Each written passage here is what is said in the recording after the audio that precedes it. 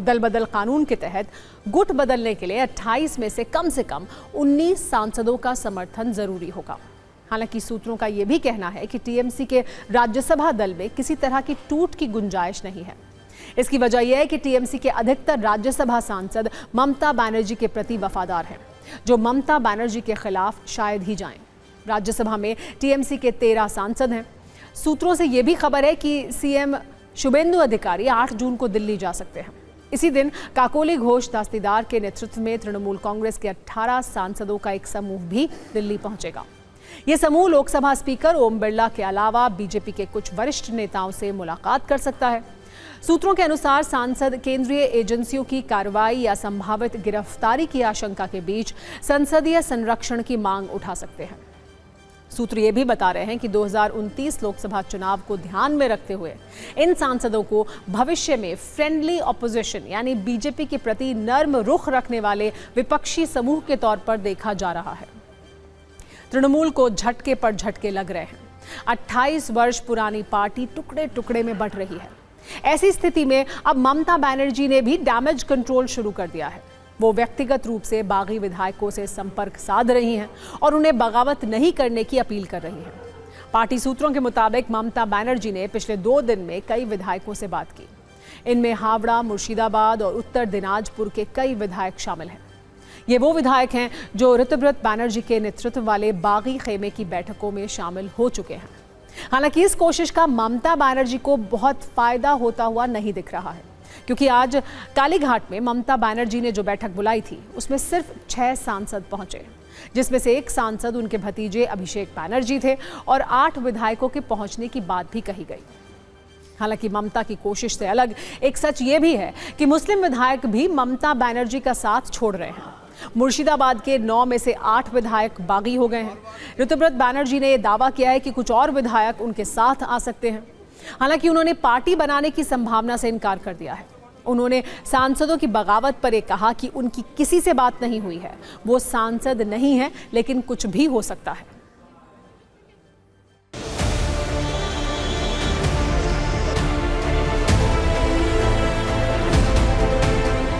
जहां तक हमारे आंकड़ा का सवाल है, वो आंकड़ा बढ़ता जाएगा।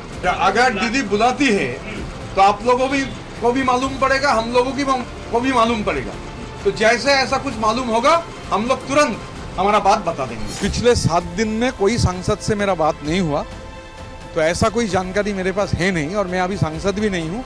तो सांसद लोग क्या करेंगे मैं कैसे बोलूँगा, मगर मैं आपको मालूम है मैं सब समय बोलता हूँ कि मैं आज ही के लिए जीता हूँ, तो कल क्या होगा कोई बोल नहीं पाएगा। इंतजार कीजिए, कल बहुत सारे कुछ हो सकते हैं। ये ड्रामा चलेगा टीएमसी का कुछ दिन, देखते रहे क्या होता है। पार्टी ही खत्म हो जाएगा और जितना जल्दी खत्म हो जाए उतना ही अच्छा है। 1 पॉइंट फॉर्मूला है भारतीय जनता पार्टी का कि वहाँ किस तरीके से वो टीएमसी को तोड़ें, काफी कुछ सफल रहे। ममता जी को कमजोर करें, उनके खिलाफ कुप्रचार, दुष्प्रचार और रिपोर्ट लिखाएं, वही कर रहे हैं। उन्हें वहाँ की जनता की भलाई के लिए कदम नहीं उठाना, उन्हें टीएमसी को पूरी तरह अटैक करना है। कोई पार्टी बना नहीं है। तृणमूल कांग्रेस का लेजिस्लेटिव जो ग्रुप है, उस ग्रुप को प्रिंसिपल ऑपोजिशन का स्टेटस मिला है।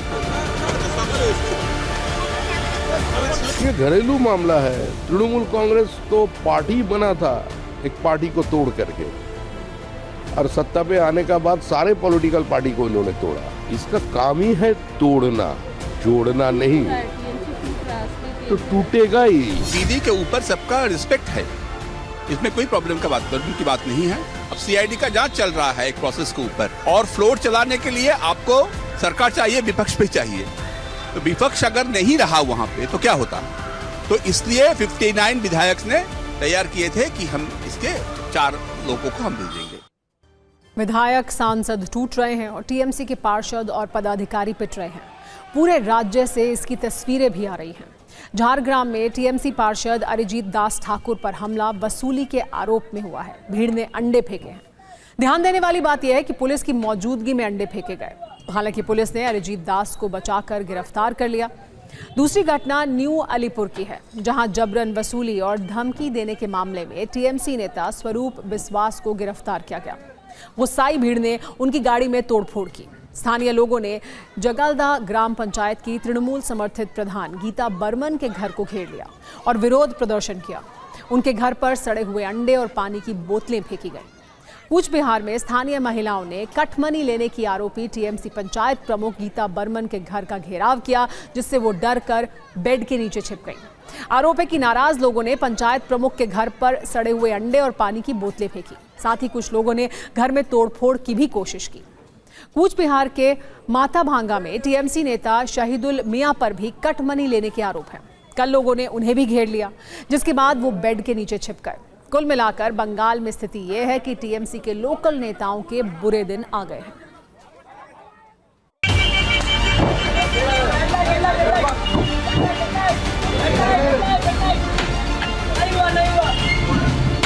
हम 12 साल पहले से प्रेस कॉन्फ्रेंस किया था स्वरूप विश्वास को लेके।